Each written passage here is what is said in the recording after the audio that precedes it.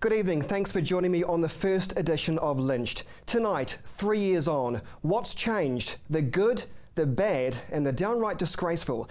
Is Christchurch really moving on, or are we getting far too much spin from those running our city? Lynched starts right now.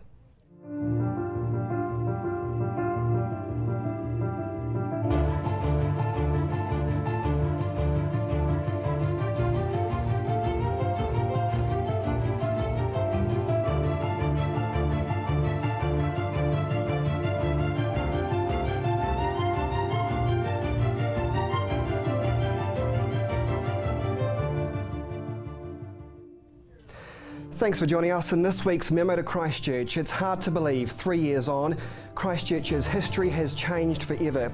Many residents have managed to move on, but there are those who haven't been so lucky, and it saddens me to think that elderly people in this city may never ever get their insurance issues resolved, their houses fixed or their peace of mind restored in their final years. Even more shocking is that it seems several agencies set up to protect them appear to be failing them. Elderly residents in Christchurch feel they've had to put their lives on hold while they wait for quake repairs to even start. I truly hope they're not seen as a lesser priority given their age, but you can almost bet this mindset is rampant in their insurance industry. For example, 83-year-old Christchurch resident Jean Lockyer told News Talk ZB she is still waiting for her house to be rebuilt despite making her insurance claim in September 2010. She says she's tired of hearing she isn't the only pebble on the beach. Jean Lockyer says she's had to put her life on hold, something she'd rather not be doing at her age. And you can understand that. Surely as a city, surely as a country, we can do better. I'd like to think that the majority of earthquake-related issues are behind us, but when you hear about more public meetings still being held over the treatment dished out to frustrated and extremely exhausted insurance customers, you know the reality is simply otherwise. And that's this week's Memo to Christchurch. So what does 3 years actually look like? Here's Marcus Gibbs. The rebuild of New Zealand's second largest city has been fraught with controversy. Lives have been shattered, homes wrecked, and emotional turmoil continues to plague Christchurch. Roads are like roller coasters, and delays continue to frustrate already stressed out motorists. Christchurch has been invaded by a high-vis army of construction workers working to fix the damage. The $2.9 billion rebuild will see more than 650 kilometres of wastewater piping fixed by 2016. That's the length of State Highway 1 between Cheviot and Invercargill. It's a massive job. About 50% of the work should be finished by the end of the year, but it's tough going for Cantabrians. The thousands of road cones is a constant reminder that life in our city isn't normal. When they disappear, will normality return? That's the question. The Earthquake Recovery Minister called 2013 the year of the rebuild. Now that rebuild is finally taking shape. Local and international architects are working in overdrive to stamp their mark on Christchurch. A third of the city's heritage buildings have been lost, but in 50 to 100 years' time, their designs could represent Christchurch's new historic past. The new builders have copped a bit of flack. Too glassy, too boxy, or just ugly. But these designers argue that every generation has a new style of building. Fair enough. The government wants to make its blueprint a reality as soon as possible. Once complete, these projects should attract investors to the city, or at least that's the idea. The master plan for the city was released in July 2012. Work on the Avon River precinct has already started, and finally the public has something to smile about. And it's brilliantly designed, well worked out. You've got that nice boardwalk that runs along the river there, sort of get up close and personal with it. I think it's absolutely fantastic. 9 other major projects are expected to start this year. After Sarah started controversially acquiring land, work on the eastern frame started this year. Patches of green are slowly appearing, like a quilt hugging the CBD. But littered throughout the central city are buildings, left untouched for 3 years. Is that good enough? Flamboyant property developer Anthony Goff would disagree. Moved off the site and turned to the grass, whatever. Let's get realistic. There is not an endless pot of money. Let's pick the winners and let's go with those. Things like this need to be moved off the site and turn to the grass, whatever. Sarah's spin doctors claim the many abandoned buildings are isolated cases involving complex insurance issues. But when do we draw the line? How long is too long to leave a building untouched? Should property owners be given a hurry up by the Earthquake Recovery Minister? Until these buildings are down or repaired, that's Anthony Goff's view. Other grand designs have been unveiled. The Emergency Services and Justice Precinct will be the largest multi-agency government co-location project in New Zealand's history. More than 2,000 people will work in or use the 40,000 square metre precinct daily. At the peak of construction, 500 people will be employed. A world-class convention centre will soon be built, with the aim of attracting business, events and conferences to Christchurch. Supported by hotels and working with facilities in other cities, this precinct should help grow the economic base of the region. Designers have until March to deliver proposals for the convention centre precinct. About 3/4 of the land has been purchased by the Crown, with the aim of clearing buildings by August. But nothing ever goes to plan. The Earthquake Recovery Minister has told CTV News he's disappointed with the lack of progress with the Innovation Precinct, blaming the hold-ups on another government department. Absolutely dreadful, and the Innovation Precinct is being led by the Ministry for Business, Innovation and Employment, and they don't seem to be able to make much progress. Christchurch's mayor has given her State of the City speech, causing controversy with her views on the rebuild. She called the former council irresponsible for signing a binding cost-sharing agreement. She also hinted that her relationship with the Earthquake Recovery Minister is strained. Perhaps teething problems, or perhaps a sign of things to come. So will 2014 really be the year of the rebuild? Fronting up is Earthquake Recovery Minister Jerry Brownlee. He's in the studio. We speak to him next.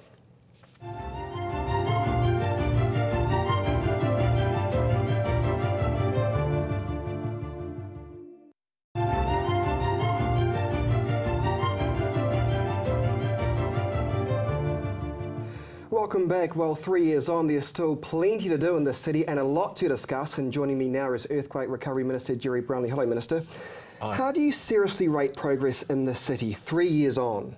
Well, to be honest, and perhaps you'd say it's predictable I'd say this, but I'd say as expected and frankly a lot smoother than it might have been. You know, this was a very big disaster and people are still, I think, struggling to understand how big that was. When you say as expected, what do you mean? Well, if you look at what we had to deal with at the time, there were people wringing their hands saying, look, exit the whole CBD, exit vast tracts of land, far more land than we've had to. And then there was all sorts of panics about how we were ever going to get on top of it, would there be enough workforce, etc., etc.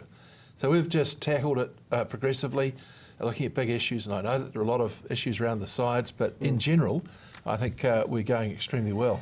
Do you feel you... And can I make that point? Make the point. We're going well because of the work that's being done by literally thousands of people who are involved in the recovery, whether it's through Sarah, or for that matter the council, or through the insurance companies, or wherever, or the huge crew they've got in at EQC. Yep, there are complaints about all of them, but a massive army of people who are working very, very diligently to try and make progress, and I think it's working. I want to talk about Sarah later, but let's just cover off insurance. A report released by insurance risk management company Marsh, and I quote, says Christchurch insurance companies are among the world's slowest to respond to a disaster. I mean, that's pretty predictable, isn't it? They'd say that. I haven't seen it, but you know, the headline sounds like they're a little bit out of touch. This is a global insurance risk management company that compares all disasters globally. That's right, but let's look at a few of those disasters globally. You tell me anywhere in the world where there's been the insurance penetration that we've got in Christchurch. We're about 99.5% insured in this country. Other countries aren't like that. We could be like Japan, where we simply, as a government, they decided they just give everybody $30,000, no insurance, goodbye, that's it. There's all these sort of different comparators that you've got to work with. The other thing that is really frustrating for me is the way in which we all tend to forget things. We had 2.5 years of very significant shaking, nearly 20 months before we went 3 months without a 3 on the Richter scale. It wasn't until we'd done that you really did see the trigger of the insurance activity because they didn't know what they were covering. In July 2012, you said, and I quote, insurance companies need to step it up. You were referring to delays and the information that they were giving their customers. Have they stepped it up in your mind? Are they doing better now than they were in July 2012? Yes, definitely. I think if you look at the levels of engagement from all the big companies, whether it's, at a stage in a process, but engagement certainly has occurred well up into the 95 percentile, and that's what we would expect at this point. So look, I'll tell you what, the one thing that is really also forgotten is you look at the big number, all these cases to settle.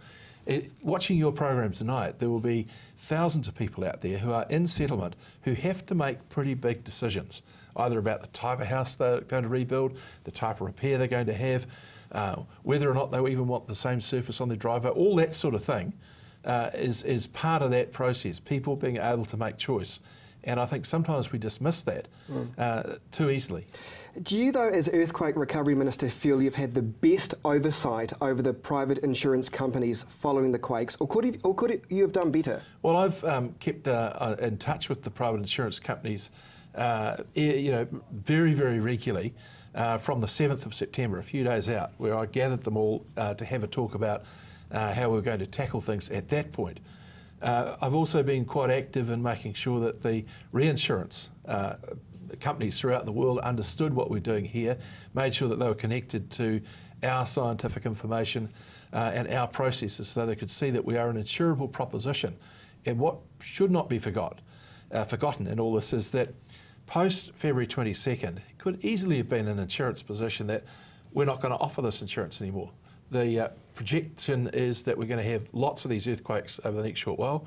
We're not covering it. They didn't do that. They stayed with their clients. We were under pressure actually to get them to expand the market, let alone maintain it. And I think they have done reasonably well. And I think the oversight that we've managed to achieve has been about the right balance between the nationalisation of an industry and the private sector. But perception is everything. There is the perception, though, out there that why the need for still more public meetings regarding Southern Insurance, for example. There's still that perception not enough is being done, though. Let me just talk about that. And I'm not going to talk any further about Southern Response beyond this statement. I think the people who are out there with their concerns, publicly airing them, particularly the two who are the prominent leaders of that protest movement. Name them. I'm not going to name them, I know who they are. They should put their private personal insurance details on the table so all those who look at those people protesting, who no doubt have concerns, I'm not dismissing that at all, know exactly what they're dealing with, because it's too easy to come along and say, you're being unfair, I'm being mistreated. But aren't you making that personal, though? They would claim they're helping the community of Christchurch move on. Aren't you making it a bit personal, though? I'm just saying that I think that if you're going to go out and kick someone publicly for not doing something, you at least should be able to say what it is they haven't done. And that would require their individual personal insurance details being put on the table so people can see it. Are you suggesting those community leaders are being too political? They've got something to achieve and that's their profile as opposed to helping genuine earthquake insurance claimants? Is that what you're saying? I think there are genuine earthquake claimants out there. You couldn't have this number of people making claims without having some who fall through the cracks or end up being treated in a way that's not totally appropriate. What I know is that the commitment inside Southern Response, remember that Southern Response was set up when an insurance company failed. AMI failed. People chose to insure with AMI. It failed. The government stepped in and picked up that liability. And Southern Insurance is a run-out insurer. So from our perspective, the government perspective, we want them to be fair to people, to honour those policies at a cost to every other taxpayer in New Zealand. Answer this in a sentence for me. How would you describe the current state of the insurance industry in Christchurch today, right now? Very strong. Can I qualify it? Because, well, all right. I'll qualify it We've by got 1 saying minute. They're still there. They're still offering insurance and they know what our risk profile is. They're happy to do that because they see the way the rebuild's being constructed and they also know that the risks that they factor in are being mitigated in a rebuild. We need to take a short break. When we return, we'll talk about the housing crisis in Christchurch. Is there actually really one? That's next.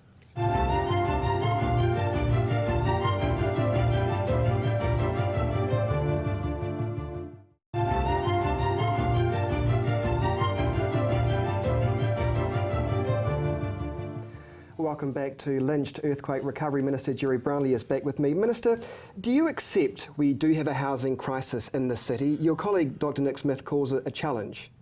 It's a crisis, isn't it? No, he's right to say it's a challenge. Well, what's the difference? Well, I think a crisis means that there is an immediate problem that you must solve immediately. A challenge is that you have a problem that you have to solve over a period of time that's reasonable. Well, with the greatest respect, when you're looking at houses here, like a dump here for $650, and you're in Ireland, in fact, I mean, it's look, how are people supposed to purchase that or live in that, for example? Well, that's a rental property that's up Memorial Avenue. Well, that's what I mean. And you've just described it as a dump.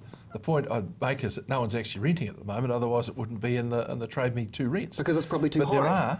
But there are quite a large number that are in there at the present time. As far as I know, about 1,100. So the other point I'd make is that we have got a program through Housing New Zealand where we're building in excess of 350 houses per year for the next foreseeable future to try and alleviate problems. We've got the 2 blocks of land at Awatea, just out at Wigram.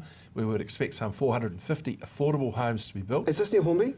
No, it's a wee way from Hornby. It's the back of the old Wigram Air Base. Well, I was going to ask you about that because these houses are priced between $350,000 and $500,000. That doesn't sound affordable. No, they're not. That's inside Wigram Skies, which is a big development that has absolutely raced away over the last couple of years. This is brand new, bare land, and we've said that we want developers to come to us and tell us how they can put affordable homes in there at a price point that's around that 350 mark. Well, let me talk about the affordable homes that you and Dr Nick Smith announced a couple of weeks ago. That's Hornby. them. Yeah, that's them. Yeah. 275 affordable homes priced at $350,000 to $500,000. With the greatest respect, that doesn't sound very affordable to me. Well, I don't know where the $500,000 came from, and if that's some of your research, well, look, I'm prepared to look into it, but that's not what we're intending.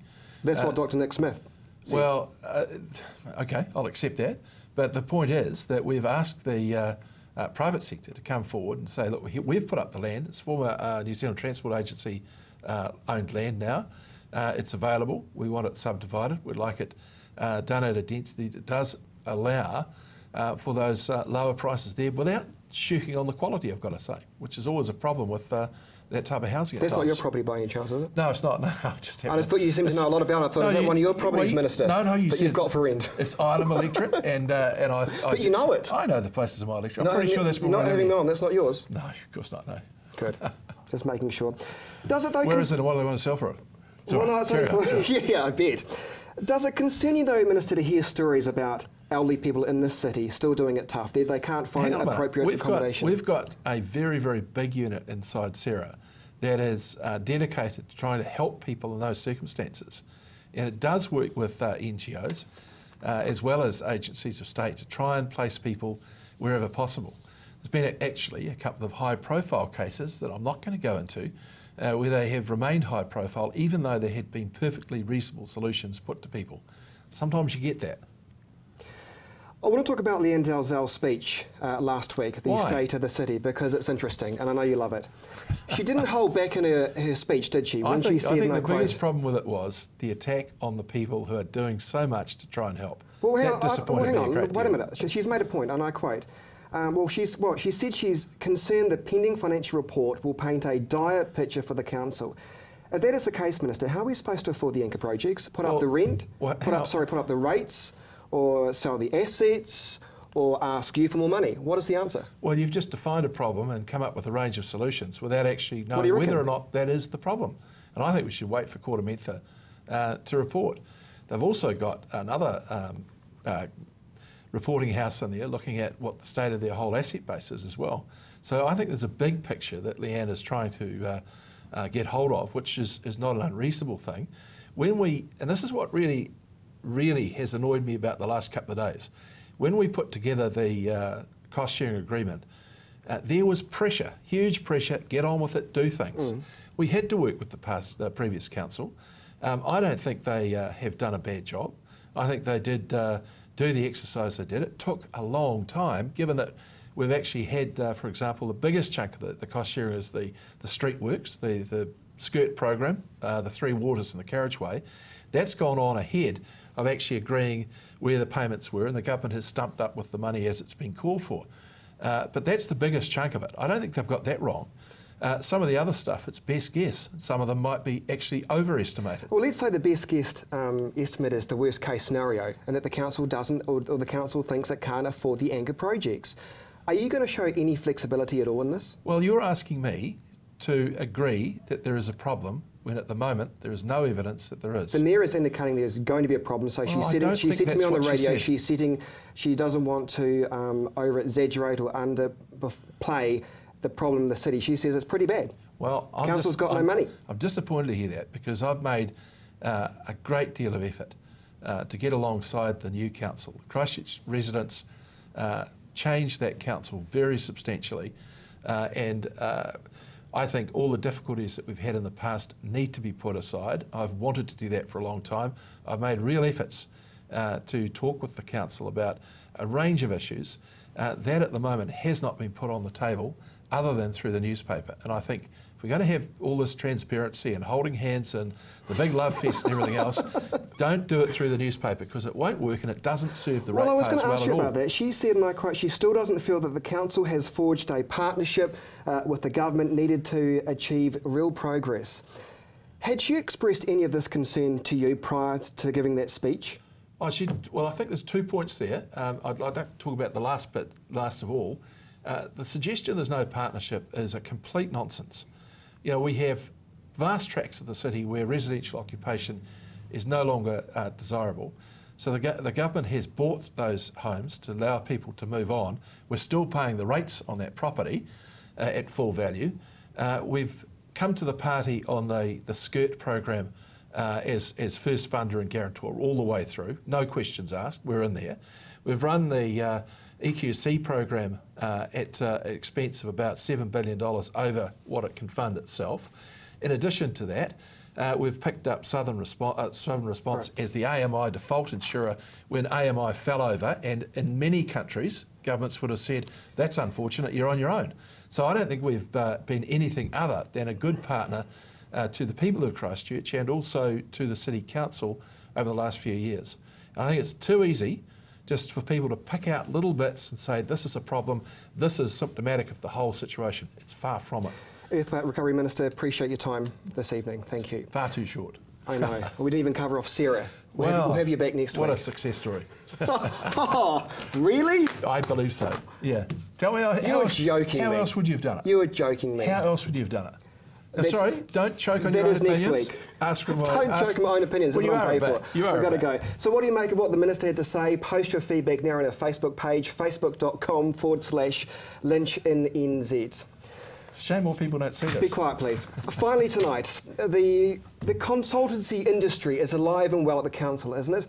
Ever wonder what a consultant actually does? Well, the website Urban Dictionary, it's good fun, look it up. It sums it up brilliantly. It says it's a self-proclaimed expert that extorts inflated fees from a company in return for a vague business advice. The consultant... do you agree with this? Well, I'm thinking there's an opportunity. Yeah, I know. The consultant detaches from its host at the exact moment its parasitic qualities are discovered by upper management using buzzwords and metaphors that appear like babble to most human beings. The consultant usually succeeds in gaining an assignment to fix a non-existing problem. So why is the cash-strapped council employing consultants? Shouldn't councillors be making decisions based on intelligence from managers? Perhaps councillors are all too aware of the unforgiving public, or perhaps the corporate culture is hard to break. The council is taking another look at its assets to squeeze more money out of them to pay for the rebuild. A sensible option, but surely one of the 3,000 staff members at council has the necessary skills to do this work, and if not, well, perhaps they could always employ another consultant. And don't forget on News Talk ZB tomorrow to join me for Angus Barge from SCIRT. He's in the studio to discuss progress being made on our roads in the city. We'll see you then, but from me, good night.